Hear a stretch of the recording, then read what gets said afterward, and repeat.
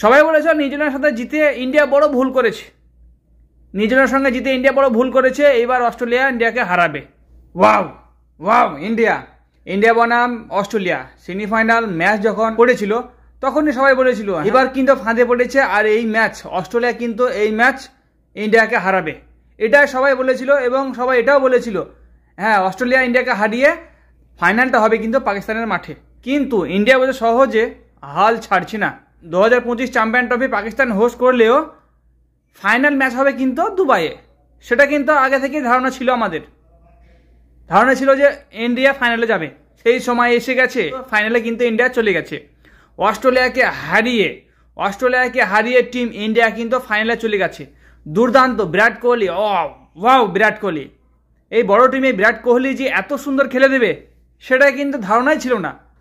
Serious আয়ার, wow অসাধারণ, half century না করতে পারলেও তার ইনিংসটা কিন্তু এই সময় দরকার ছিল।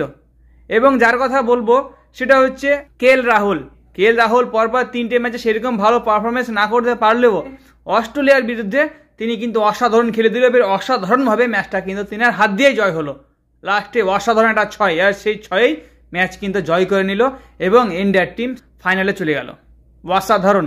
সবাই বলেছে নিউজিল্যান্ডের সাথে জিতে ইন্ডিয়া বড় ভুল করেছে, নিউজিল্যান্ডের সঙ্গে জিতে ইন্ডিয়া বড় ভুল করেছে, এইবার অস্ট্রেলিয়া ইন্ডিয়াকে হারাবে। আর ইন্ডিয়া বলছে না, নিউজিল্যান্ডের সঙ্গে জিতে আমরা ঠিক করেছি, কারণ অস্ট্রেলিয়াকে ফাইনালে পৌঁছাতেই দেবো না, অস্ট্রেলিয়াকে সেমিফাইনাল থেকেই লাথি মেরে বাড়ি পাঠিয়ে দেবো। তো যেই বলা সেই কাজ। আমি বলেছিলাম যে হ্যাঁ হাড্ডাহাড্ডি লড়াই হবে, আর ট্রাভিস হেডকে যদি 5 থেকে 7 ওভারের মধ্যে আউট করতে পারে তাহলে কিন্তু ইন্ডিয়া জিতবে। কিন্তু আমি যেটা বলেছিলাম কাছাকাছি 5 থেকে 7 ওভার বলেছিলাম, সেখানে 5 থেকে 8 ওভার পর্যন্ত গেছে, 8 ওভারের মধ্যে তাকে কিন্তু আউট করেছে।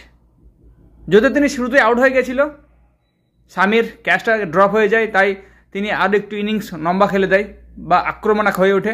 কিন্তু আক্রমণাত্মক হওয়ার মাঝেই কিন্তু বরুণ চক্রবর্তী বলছে আমি কি করতে আছি, কিসের জন্য আমাকে নিয়েছে।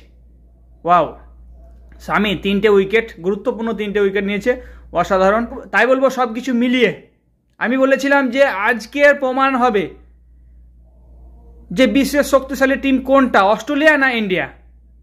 তা প্রমাণ হয়ে গেল ইন্ডিয়াকে হারানোর মতো ক্ষমতা কোনো দেশের টিমের নেই, এটা কিন্তু প্রমাণ হয়ে গেল।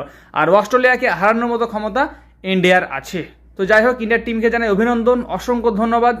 চলো ফাইনালে গিয়ে রেস্ট করো, নিউজিল্যান্ড বনাম সাউথ আফ্রিকার ম্যাচে দেখা যাবে, যারা জিতবে তার সঙ্গে খেলা পড়বে।